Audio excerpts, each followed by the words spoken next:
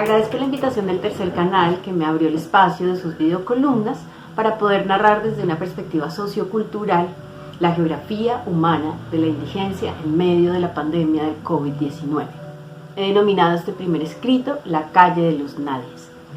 Para introducir esta sección dedicada a la población en pobreza extrema,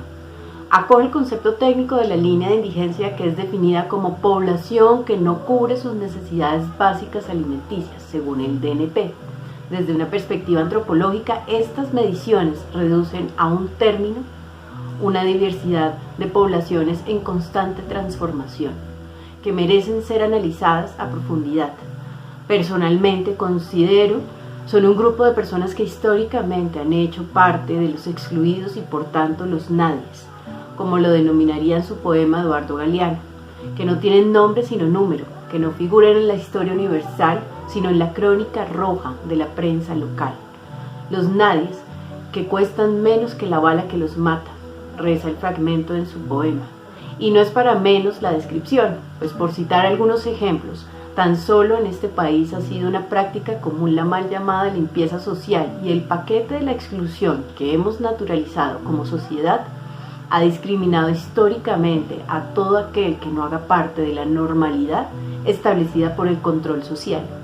Existen personas con menos derechos por tener menos capacidades adquisitivas, y en pleno siglo XXI sigue siendo igual para muchos la discriminación por su origen, color de piel, orientación sexual,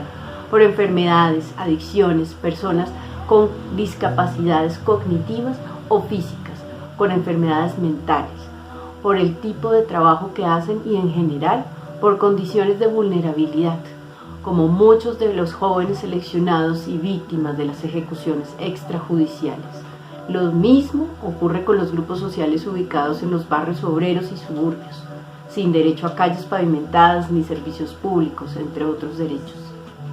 Viven en exclusión quienes no gozan de esos privilegios, por ejemplo, quienes viven del reciclaje y que la sociedad decidió denominar desechables.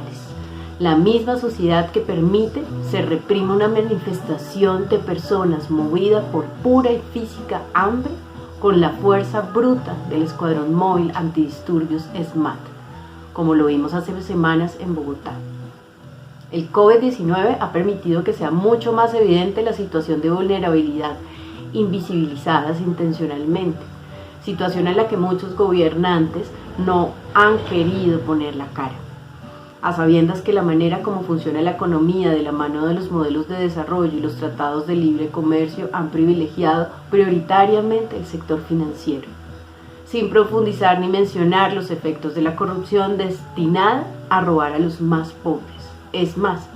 Cecilia López afirmó en su última columna que la actual coyuntura le permitió descubrir a este gobierno los vulnerables a partir de las declaraciones del director del DNP, quien reconoció que para solucionar el problema de la pobreza había que hacer transferencias de dinero diferentes a las destinadas para programas como Familias en Acción. La exministra sostiene que casi la mitad del país, más del 40% de la población que había logrado superar la línea de pobreza, vive de su trabajo en las calles sin ninguna protección social, invisibles en el radar de las políticas públicas, textualmente. Sin embargo, esta salvedad o cálculo no incluye la pobreza extrema, aquella que según las mediciones del Banco Mundial son quienes viven con menos de $1 al día y que esta agencia denomina vivir en la miseria. En ellos cabrían los habitantes de calle, categorizados como personas que ejercen todas sus actividades de sobrevivencia en las calles de la ciudad, de las cuales hablaré reiteradamente en este espacio, pues gracias a su condición son los únicos que no han guardado un real aislamiento social y han aguantado más hambre en la actual crisis. Pues por estos días, cualquiera que se asoma a la ventana o ha salido a comprar sus alimentos se encuentra esta población, o mejor, los ve,